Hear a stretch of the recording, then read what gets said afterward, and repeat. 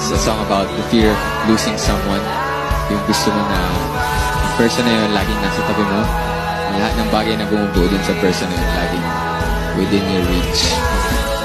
And ang title nito ay Bawat Piyesa.